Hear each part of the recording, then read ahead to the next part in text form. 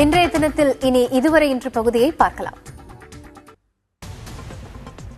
சிமி பயங்கரவாதிகள் தப்பிச் சென்றபோது நிகழ்ந்த என்கவுண்டர் சம்பவத்தின் வீடியோ காட்சிகள் வெளியாகியுள்ளன.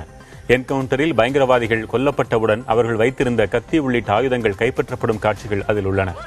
இந்த என்கவுண்டர் சம்பவம் தொடர்பாக அரசியல் கட்சிகள் பல்வேறு கேள்விகளை எழுப்பியுள்ளன. அதே நேரத்தில் காவல்துறையினர் என்கவுண்டர் தொடர்பாக விரிவாக விளக்கமும் அளித்துள்ளனர்.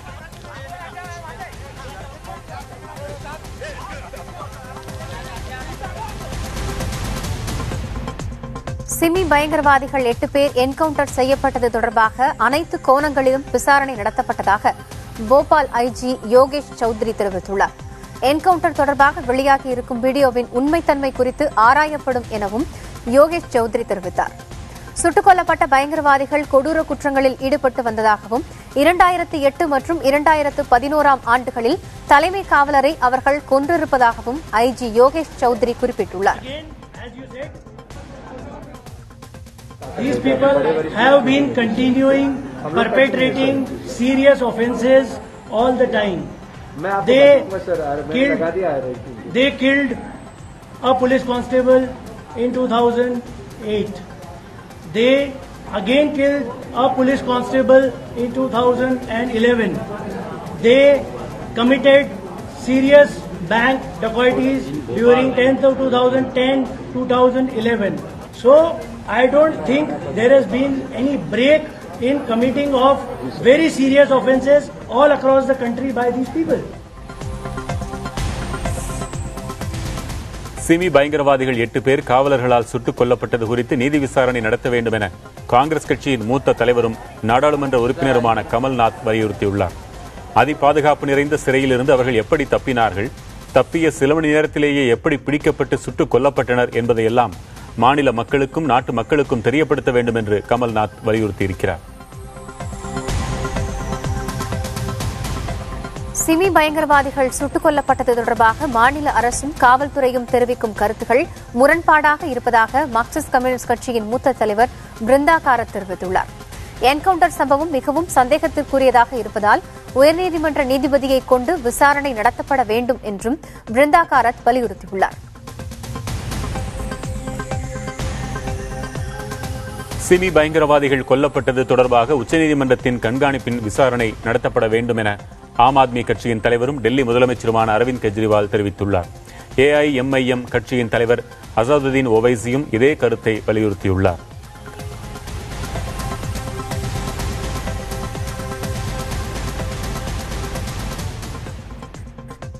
சிமி பயங்கரவாதிகளை காவலர்கள் சுட்டுக் கொன்றது குறித்து எதிர்க்கட்சிகள் சந்தேகம் எழுப்பியிருக்கும் நிலையில் பாரதிய ஜனதா கட்சி காவலர்களின் செயலுக்கு ஆதரவு தெரிவித்துள்ளது. டெல்லியில் செய்தியாளர்களிடம் பேசிய அக்கட்சியின் செய்தி தொடர்பாளர் GVL நரசிம்மா ராவ் முன்பு லஷ்கர் இ தொய்பாவை ஆதரித்த வழியில் தற்போது சிமி பயங்கரவாதிகளின் பின்னால் காங்கிரஸ் இருப்பதாக குற்றம் சாட்டினார். இந்த என்கவுண்டரை அரசியலாக்க வேண்டும் என்பதை தவிர இதில் காங்கிரசுக்கு வேறொன்றும் இல்லை என்றும் அவர் விமர்சித்தார்.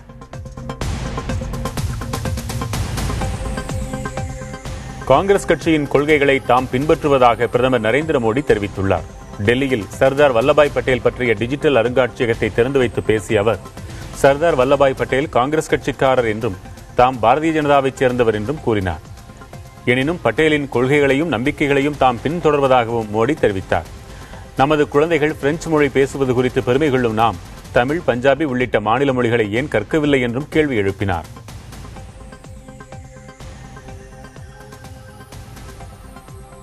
हमने हमारे देश को जानना चाहिए, जीना चाहिए, हमें अपना विस्तार करना चाहिए। मैं किसी एक राज्य में भले पैदा हुआ, एक भाषा में भले पढ़ा बढ़ा, लेकिन ये मेरा देश है, सब कुछ मेरा है, मुझे उसके साथ जुड़ना चाहिए। ये गौरव का भाव हमें एकता के मंत्र को जीने के लिए रास्ता दिखाता है। मराठी भाषा देखूं, बंगाली देखूं, तमिल देखूं, तो इसके लिए बढ़िया शब्द उन्होंने खोज के निकाला है।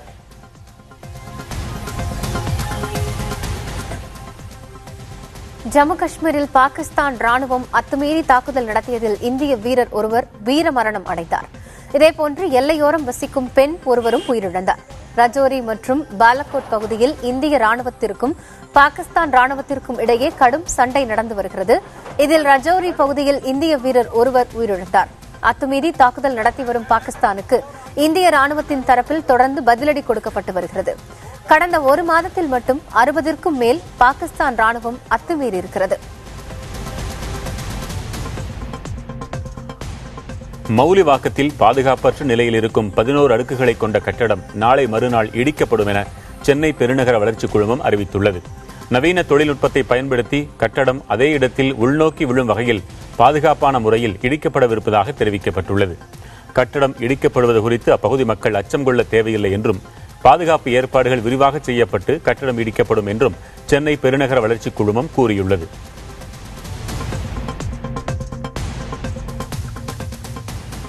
முதலமைச்சர் ஜெயலலிதா நலமுடன் உள்ளார் என்றும் விரைவில் அவர் வீடு திரும்புவார் என்றும் நடிகை சரோஜா தேவி தெரிவித்தார். சென்னை அப்பல்லோ மருத்துவமனையில் முதல்வரின் உடல்நலம் குறித்து கேட்டறிந்த பின்னர் செய்தியாளர்களிடம் பேசிய அவர் இதனை கூறினார். நல்லா இருக்காங்க, அவங்களுக்கு ஒரு திருஷ்டி பரிகாரம் இது அது போயிடும். ஏன்னா ரொம்ப சாதனை பண்ண ஒரு பெண்மணி, அதனால அவங்களுக்கு ஒரு திருஷ்டி இது அது போயிடும். அவங்க சீக்கிரம் வீட்டுக்கு போயிடுவாங்க, மறுபடி மக்களை எல்லாரையும் சந்திப்பாங்க. நான் எல்லார்கிட்ட பேசி பார்த்தேன், எனக்கு ரொம்ப இப்போதான் ரொம்ப ஆறுதலாக இருக்குது. She is a great lady. அந்த மாதிரி ஒரு லேடி இருக்கிறது நம்ம நாட்டில் நம்ம எல்லாம் பெருமை பண்ணோம். அவங்க நல்லா ஆயிட்டாங்க, சீக்கிரம் அவங்க வீட்டுக்கு போயிடுவாங்க. தமிழ்நாடு தனி மாநிலமாக உருவாகி 60 ஆண்டுகள் நிறைவு பெறுவதை நினைவு கூர்ந்து திமுக தலைவர் கருணாநிதி வாழ்த்து தெரிவித்துள்ளார். மொழிவழி மாநிலம் அமைய தந்தை பெரியார், பேரறிஞர் அண்ணா, பெருந்தலைவர் காமராஜர், தோழர் ஜீவா, சிலம்பு செல்வர் மாப்போசி, தியாகி சங்கரலிங்கனார், நேசமணி போன்ற தலைவர்கள் பெரும்பாடுபட்டவர்கள் என்றும் அவர் தெரிவித்துள்ளார். மொழிவழி மாநிலம் பிரிக்கப்பட்ட போது தமிழ்நாட்டுக்கு உரிய பெங்களூரு, கோலார், தங்கவயல், திருப்பதி, சித்தூர், நெல்லூர் ஆகிய பகுதிகளை இழந்ததாக மதிமுக பொதுச் செயலாளர் வைகோ வெளியிட்டுள்ள அறிக்கையில் குறிப்பிட்டுள்ளார். தமிழ்நாடு காங்கிரஸ் கமிட்டி தலைவர் திருநாவுக்கரசர், தமிழ் மாநில காங்கிரஸ் கட்சித் தலைவர் ஜி.கே. வாசன் ஆகியோரும் மொழிவாரி மாநிலமாக பிரிக்கப்பட்ட நாளையொட்டி தங்கள் வாழ்த்துக்களை தெரிவித்துள்ளனர். தமிழகத்தின் 3 தொகுதிகளில் நடைபெறவுள்ள சட்டப்பேரவைத் தேர்தலில் யாரை ஆதரிப்பது என்பது குறித்து இன்னமும் இறுதி முடிவு எட்டப்படவில்லை என மார்க்சிஸ்ட் கம்யூனிஸ்ட் கட்சியின் மத்திய குழு உறுப்பினரும் மாநிலங்களவை எம்பியுமான டி.கே. ரங்கராஜன் தெரிவித்துள்ளார்.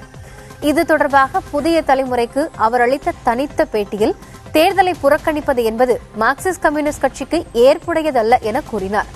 மேலும் இந்த தேர்தலில் யாரை ஆதரிப்பது என்பது குறித்து முடிவெடுக்க இன்னமும் கால அவகாசம் இருப்பதாகவும் ரங்கராஜன் குறிப்பிட்டுள்ளார்.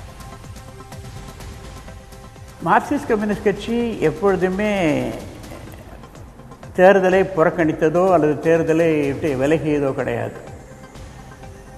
ஆனால் ஒரு குறிப்பிட்ட ஒரு சூழ்நிலையில் இன்று ஏற்பட்டிருக்கூடிய இந்த சூழ்நிலை இன்னும் யாரை ஆதரிப்பது என்பதை நாங்கள் இன்னும் முடிவு எடுக்கலை. அதற்கான நேரம் காலம் இருக்கிற காரணத்தினால நாங்கள் யாரையுமே ஆதரிக்கவில்லை என்கிற முடிவு எடுத்து விட்டதாகன்ற முடிவுக்கு நீங்கள் வர வேண்டியதில்லை என்பது என்னுடைய கருத்து. மக்கள் நல கூட்டணிக்கு தேர்தல் சமயத்தில் மட்டுமே மதிமுக பொதுச் செயலர் வைகோ ஒருங்கிணைப்பாளராக செயல்பட்டார். தேர்தலுக்கு பிந்தைய மக்கள் நல கூட்டணிக்கு அதன் குறைந்தபட்ச செயல் திட்டமே ஒருங்கிணைப்பாளர் என்று டி.கே. ரங்கராஜன் தெரிவித்துள்ளார். இதுவே மார்க்சிஸ்ட் கம்யூனிஸ்ட் கட்சியின் நிலைப்பாடு என்றும் அவர் கூறியுள்ளார்.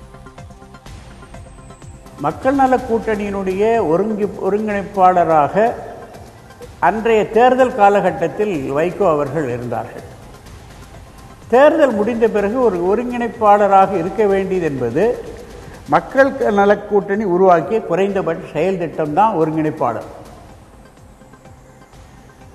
நபரை சுற்றி அல்ல, இந்த குறைந்தபட்ச செயல் திட்டத்தை ஒட்டித்தான் ஒருங்கிணைப்பு என்பது வர முடியுமே தவிர வேறு முறையில் வர முடியாது என்பதைத்தான் நாங்கள் சுட்டிக்காட்டி. புதுச்சேரி நெல்லித்தோப்பு பகுதியில் போட்டியிடும் காங்கிரஸ் கட்சிக்கு விடுதலை சிறுத்தைகள் கட்சி ஆதரவு தெரிவித்துள்ளது. இதுகுறித்து செய்தியாளர்களிடம் பேசிய அக்கட்சியின் தலைவர் திருமாவளவன், புதுச்சேரியில் தனித்து முடிவெடுக்க விடுதலை சிறுத்தைகள் கட்சிக்கு சுதந்திரம் இருப்பதாக குறிப்பிட்டுள்ளார். புதுச்சேரியில் நெல்லித்தோப்பு தொகுதியில் போட்டியிடும் வேட்பாளர் தற்போது முதல்வராக இயங்கி வரும் திரு நாராயணசாமி அவர்களுக்கு ஆதரவளிப்பதென விடுதலை சிறுத்தைகள் முடிவெடுத்திருக்கிறது. புதுச்சேரியில் விடுதலை சிறுத்தைகள் சுதந்திரமாக முடிவெடுப்பதற்கு ஏற்கனவே அதிகாரம் வழங்கப்பட்டுள்ளது. புதுச்சேரி நெல்லித்தோப்பு தொகுதியில் தமக்கு ஆதரவளித்த விடுதலை சிறுத்தைகள் கட்சிக்கு நாராயணசாமி நன்றி தெரிவித்துக் கொண்டார். புதுச்சேரியில் வளர்ச்சி ஏற்பட்டு மதச்சார்பின்மை நீடிக்க வேண்டும் என்று அவர் விருப்பம் தெரிவித்துள்ளார். இப்பொழுது நெல்லித்தோப்பு சட்டமன்ற தொகுதியில் நடைபெற இடைத்தேர்தலில்